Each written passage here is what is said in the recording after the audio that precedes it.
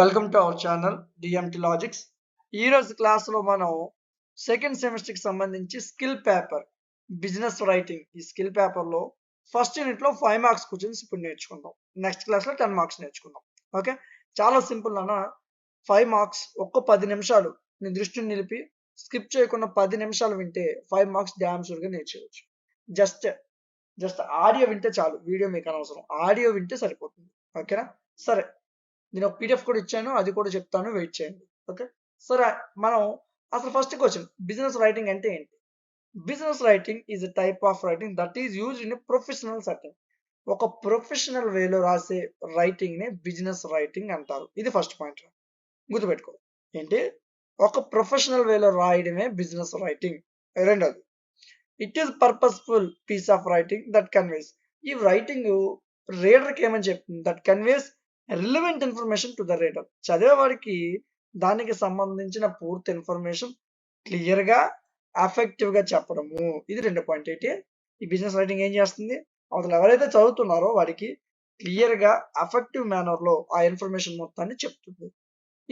It includes client proposals. ఇందులో client ఏంటి చెప్పాడు అది ఉంటుంది. అదేవిధంగా క్లయింట్ కి సంబంధించిన రిపోర్ట్స్, మెమోస్, ఈమెయిల్స్, నోటీసెస్ ఇవి ఉంటాయి ఇందులో. ఇవన్నీ కలిపి రాస్తారు ఈ బిజినెస్ రైటింగ్ లో. నెక్స్ట్ పాయింట్, ఇందులో 3 పాయింట్స్ కింద మరలా విభజించాం. ఫస్ట్ పాయింట్ మనం నేర్చుకున్న పాయింట్ మరలా రాశాను. Business writing is a purposeful piece of writing that conveys relevant information to the reader. ఏదైతే ఇన్ఫర్మేషన్ ఉందో దానికి సంబంధించిన ఇన్ఫర్మేషన్ మొత్తాన్ని క్లియర్ గా ఎఫెక్టివ్ మేనర్ లో చదివిన వాడికి అంటే రీడర్ కి అందజేస్తుంది ఈ బిజినెస్ రైటింగ్. రెండోది, it can be categorised into 4 parts. 4 రకాలుగా దీన్ని వర్గీకరించారు. మొదటిది ఇన్స్ట్రక్షనల్, రెండోది ఇన్ఫర్మేషనల్, మూడోది పెర్సుయేసివ్, నాలుగోది ట్రాన్సాక్షనల్. ఈ 4 పార్ట్స్ ఖచ్చితంగా రాయాలి ఎగ్జామినేషన్ లో. పేరు ఖచ్చితంగా ఈ 4 పార్ట్స్ పేర్లు మెన్షన్ చేయాలి.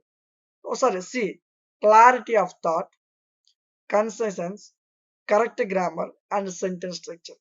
ఈ బిజినెస్ రైటింగ్ రాసేటప్పుడు ఖచ్చితంగా అసలు నువ్వేమనుకుంటున్నావు అది క్లియర్ గా రాయాలి. కరెక్ట్ గ్రామర్ ఉండాలి, సెంటెన్స్ స్ట్రక్చర్ చాలా క్లియర్ గా ఉండాలి, గ్రామటికల్ గా ఉండాలి, సింపుల్ లాంగ్వేజ్ తో ఉండాలి. అలా ఉండేటప్పుడు అది మంచి ఎఫెక్టివ్ బిజినెస్ రైటింగ్ అవుతుంది. అర్థమైందా? జస్ట్ ఒక 2 నిమిషాలు నువ్వు విన్నావు, 5 మార్క్స్ నేర్చుకున్నట్లు. నీ అదృష్టం బాగుండి కూర్చొని వచ్చింది అనుకో, 5 మార్క్స్ ఈజీగా వస్తాయి. రెండోసారి ఎందుకు చెప్పట్లేదు అంటే వీడియో నీ చేతిలోనే ఉంటుంది, వెనక్కి వెళ్ళి చూసుకోవచ్చు, ముందుకు వెళ్ళి చూసుకోవచ్చు. సరే, రెండో క్వశ్చన్, ఇది కూడా 5 మార్క్స్ వచ్చే అవకాశం ఉంటుంది. అసలు ఈమెయిల్ కమ్యూనికేషన్ అంటే ఏంటి? మనందరికీ తెలిసిందేనన్నా, కొద్దిగా అక్షరాల రూపంలో రాయడం అంతే. ఈమెయిల్ కమ్యూనికేషన్ అంటే, ఈమెయిల్ అంటే ఎలక్ట్రానిక్ మెయిల్, తెలుసు కదా. It is exchange of computer stored message from one or more recipients via internet. Emails are fast. ఈ రోజుల్లో ఇంటర్నెట్ ఈమెయిల్స్ అనేది ఒకరి నుంచి మరొకరికి చాలా ఫాస్ట్ గా మెసేజ్ ఫార్వర్డింగ్ కి ఉపయోగపడుతుంది. అదేవిధంగా ఇన్ఎక్స్పెన్సివ్, డబ్బులు ఎక్కువ ఖర్చు పెట్టాల్సిన అవసరం కూడా లేదు. అండ్ యాక్సెసిబుల్ వే, ఈజీగా ఇలా మెయిల్ ఓపెన్ చేయగానే ఓపెన్ అయిపోతుంది. సో ఎవరెవరైతే ఇంటర్నెట్ వాడుతున్నారో వాళ్ళందరికీ ఇది చాలా సింపుల్ గా ఇంటర్నెట్ వాడుకొని ఒకరి నుంచి ఇంకోరికి ఈమెయిల్ పంపించడం అనేది ఈజీ అవుతుంది. టోటల్ ఇన్ఫర్మేషన్ ని ఈజీగా మనం కన్వే చేయొచ్చు అని చెప్తున్నాడు. అదేవిధంగా these are some reasons email is important. అసలు ఈమెయిల్ ఇంపార్టెంట్ అనడానికి కొన్ని కారణాలు ఏంటంటే, వైడ్ స్ప్రెడ్ యూసేజ్. నువ్వు ఎక్కడుండు, ఎంత దూరంలో ఉండు, కానీ దీన్ని వాడచ్చు. సో ఈమెయిల్ వల్ల మెయిన్ యూసేజ్ ఏంటి? Wide spread usage. ఎక్కడి నుంచి ఒక పర్సన్ ఏ దేశంలో ఉన్నా మన దేశానికి ఈజీగా ఈమెయిల్ ద్వారా కమ్యూనికేట్ అవ్వచ్చు. అదే చెప్తున్నాడు. Email is important because many people may use it daily వాడతారు. దీనికి కమ్యూనికేషన్ విత్ అదర్స్, వేరే వాళ్ళతో, and learn more about business. ఇప్పుడు మీరు ఫ్లిప్కార్ట్ కానీ అమెజాన్ కానీ తీసుకుంటే, ఏదైనా మీరు ఫ్లిప్కార్ట్లోకి వెళ్ళి ఆర్డర్ చేశారనుకోండి, సో నెక్స్ట్ నుంచి ఏమైనా కొత్తగా ఆఫర్స్ వచ్చినా ఏమొచ్చినా సరే మీకు కంటిన్యూస్గా ఈమెయిల్కి వస్తూనే ఉంటాయి. అది కూడా ఒక type of email communication. Okay, so ఇంతేనన్నా. నెక్స్ట్ ఇది ఫార్మల్ కమ్యూనికేషన్. ఇది మీకు ఎక్కువ అవసరం అవుతుంది. 5 మార్క్స్లో ఎక్కువగా బిజినెస్ రైటింగ్ అడుగుతారు, లేదా ఫార్మల్ కమ్యూనికేషన్. ఈ రెండో క్వశ్చన్ కూడా మనకి అడిగే అవకాశం ఉంటుంది, కాదు బై చాయిస్. ఓకే, సరే ఈ క్వశ్చన్ వినండి. Formal communication refers to the flow of official information through proper predefined channels and rules. ఏం లేదు నాన్న, ఈ ఫార్మల్ కమ్యూనికేషన్ అంటే ఏదైనా ఆఫీసర్ తను కొంత ఇన్ఫర్మేషన్ ని తన కింద ఉన్న వాళ్ళకి చెప్తున్నాడు. ఒక సీఎం గారు ఉన్నారు అనుకుందాం, సీఎం నుంచి కిందన ఉప ముఖ్యమంత్రికి వస్తుంది, తర్వాత ఎంపీలు, ఎమ్మెల్యేలు, మంత్రులు, అలాగా చివరికి మన సచివాలయం వరకు వచ్చేస్తుంది. సో ఈ విధంగా అంటే ఫార్మల్ కమ్యూనికేషన్ అంటే ఒక అఫీషియల్ ఇన్ఫర్మేషన్ అనేది ప్రాపర్ వేలో పైనుంచి కిందకి రావడం. The flow of information controlled and needs deliberate effort to properly communicated. So ఈ ఇన్ఫర్మేషన్, ఈ ఫార్మల్ కమ్యూనికేషన్ ఇన్ఫర్మేషన్ అనేది చాలా ఎఫర్టబుల్ గా, చాలా క్లియర్ గా, ప్రాపర్ గా ఉండాలని చెప్తున్నాడు. Formal communication flows a hierarchical structure and chain of command. The structure is typically top down. పై నుంచి కింద వరకు వస్తుంది కాబట్టి, అంటే పై స్థాయిలో ఉన్న ఆఫీసర్ నుంచి కింద స్థాయిలో ఉన్న ఆఫీసర్ వరకు వస్తుంది కాబట్టి ఫార్మల్ కమ్యూనికేషన్ అనేది ఒక ప్రాపర్ స్ట్రక్చర్స్తో, ఒక ప్రాపర్ చైన్ ఆఫ్ కమాండ్తో ఉండాలి అని చెప్తున్నాడు. From leaders in various departments, వేరు వేరు డిపార్ట్మెంట్లో ఉన్న లీడర్స్ నుంచి సీనియర్ స్టాఫ్కి వస్తుంది, సీనియర్ స్టాఫ్ నుంచి కింద ఉన్న లోవర్ లెవెల్ ఎంప్లాయ్ వరకు వస్తుంది అని చెప్తున్నాడు. Employees are bound to follow formal communication channels while performing the duties. అది ఏదైతే ఈ ఫార్మల్ కమ్యూనికేషన్ ద్వారా వచ్చిందో దాని ప్రకారం కింద ఉన్న ఎంప్లాయీస్ అనేవారు వారి యొక్క డ్యూటీస్ ని నిర్వర్తిస్తారు అని చెప్తూ వచ్చాడు. అంతేరా, 3 క్వశ్చన్లు, 5 నిమిషాలు జాగ్రత్తగా నువ్వు విన్నట్లయితే 5 మార్క్స్ నీకు యూనిట్ 1 నుంచి కవర్ అయిపోయినట్లు. సో ఫస్ట్ క్వశ్చన్ వచ్చేసరికి ఇందులో మీకు 2 క్వశ్చన్స్ ఉంటాయి 10 మార్క్స్ లో. ఈ రెండిట్లో ఏదో ఒకటి వస్తుంది. First question, what is effective business writing? అసలు ఎఫెక్టివ్ బిజినెస్ రైటింగ్ అంటే ఏంటి, దాని యొక్క ఇంపార్టెన్స్ వివరించండి అన్నారు.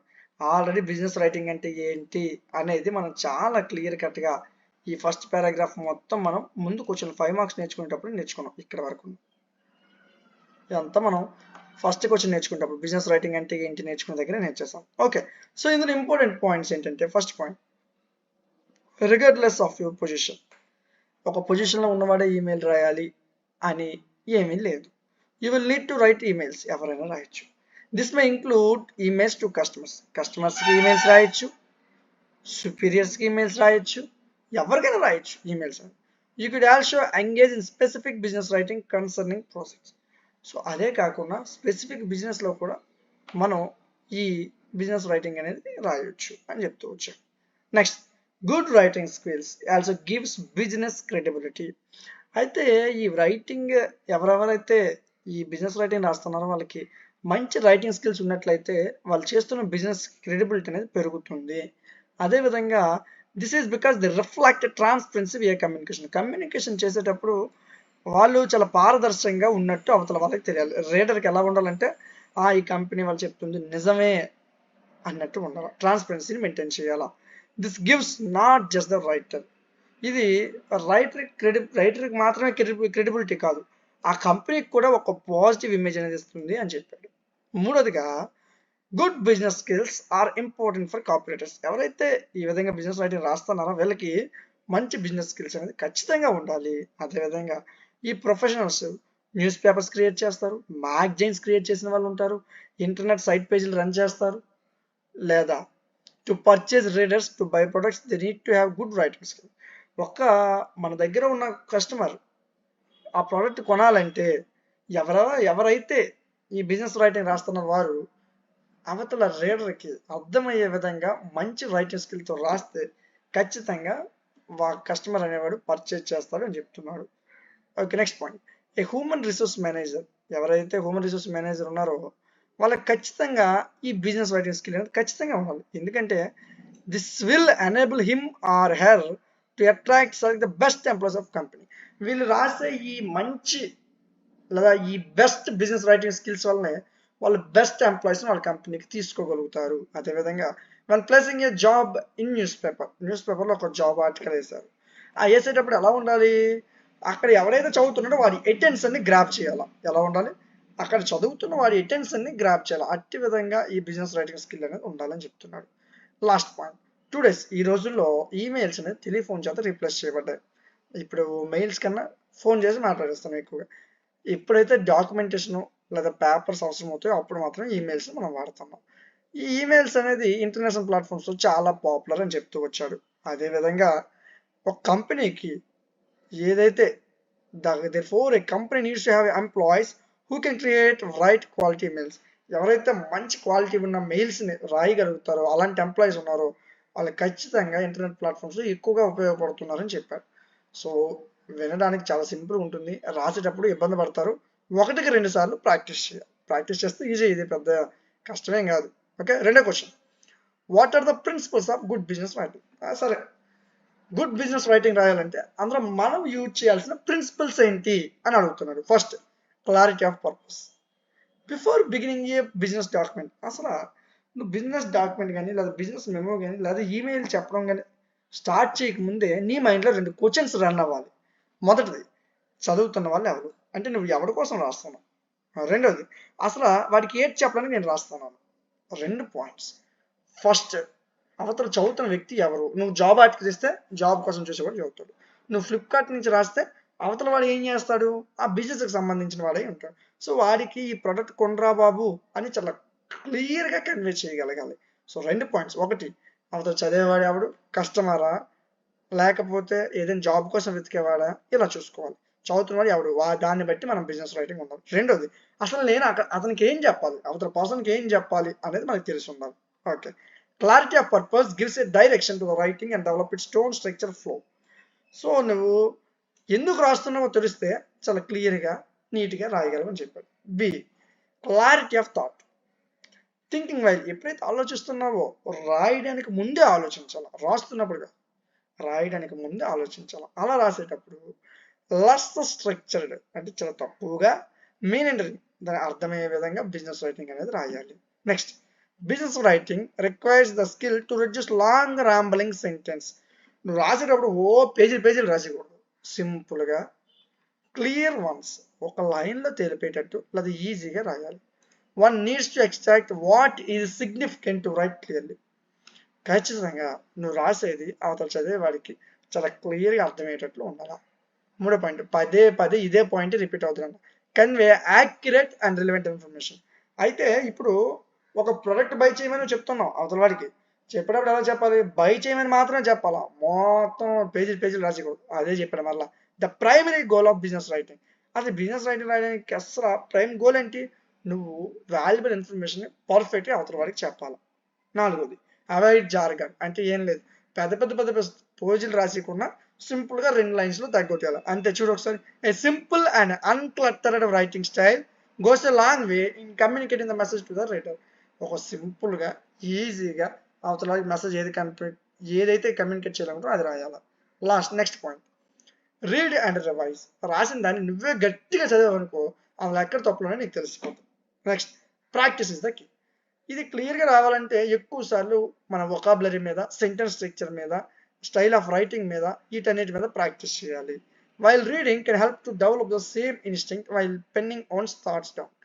అదే కాకుండా ఎక్కువగా చదువుతూ ఉండాలి. చదివేటప్పుడు చాలా క్లియర్గా ఉంటుంది బిజినెస్ రైటింగ్ ఎలా రాయాలనేది ఈజీగా అర్థమవుతుంది అని చెప్పాడు. Last point, easy to scan. రాసేటప్పుడు ఎలా రాయాలంటే బుల్లెట్ పాయింట్స్లో రాయాలి. అవతల వాడు ఎవరైనా డాక్యుమెంట్స్ తీసి చూసారనుకో, చూడండి ఫస్ట్ పాయింట్ అదే ఉంది, business executive value document that can convey it's message in a curiosity glance. అంటే చూసేటప్పుడు వాడికి చూడాలనిపించాలి, అంతేగాని ఏటిది 10 పేజీలు 20 పేజీలు ఉందన్నట్టు కాదు, చూడగానే చూడాలనిపించాలా, చాలా సింపుల్గా షార్ట్కట్గా ఆ డాక్యుమెంట్స్ కూడా చాలా కన్వే అయ్యే విధంగా ఉండాలా అని చెప్తూ వచ్చాడు. క్లియర్ హెడ్డింగ్స్ ఉండాలా, మంచి సరైన పారాగ్రాఫ్స్, ఏది అవసరం ఆ పారాగ్రాఫే ఉండాలా, బోల్డ్ ఫార్మేటింగ్ ఎక్కడ అవసరం అక్కడ బిగ్ లెటర్స్తో రాయాలా, కీవర్డ్స్ని హైలైట్ చేయాలా. ఇలా రాస్తే ఖచ్చితంగా ఆ బిజినెస్ రైటింగ్ అనేది చాలా పర్పస్ఫుల్గా చాలా క్లియర్గా ఉంటుంది అని చెప్తూ వచ్చాడు. జస్ట్ ఒక్క 7 minutes మీరు స్కిప్ చేయకుండా విన్నారు అనుకుంటున్నాను. ఏమైనా స్కిప్ చేస్తే ఈ 7 నిమిషాలు మీరు జాగ్రత్తగా నేర్చుకుంటే 10 మార్కుల క్వశ్చన్ మీరు ఖచ్చితంగా ఎగ్జామినేషన్లో మిస్ చేయరు. ఓకే, అంతే. ఏముందరా, స్కిల్ పేపర్ ఒక్క రోజు ముందు చదివినా సరే చాలా సింపుల్గా ఫస్ట్ యూనిట్ ఒక్క 10 నిమిషాలు పెడితే ఫస్ట్ యూనిట్ అయిపోద్ది, ఇంకో 10 నిమిషాలు పెడితే సెకండ్ యూనిట్ అయిపోద్ది, ఇంకో 10 నిమిషాలు పెడితే 3 యూనిట్ అయిపోద్ది. 3 యూనిట్లు చదవడానికి అరగంట కష్టపడితే ఎగ్జామ్స్లో మంచి మార్క్స్ వస్తాయి. స్కిప్ చేయకుండా జాగ్రత్తగా వినండి. ఓకే, మీకు ఎలాంటి డౌట్ ఉన్నా కామెంట్ సెక్షన్లో చెప్పండి, నేను ఖచ్చితంగా రిప్లై ఇస్తాను. ఓకే.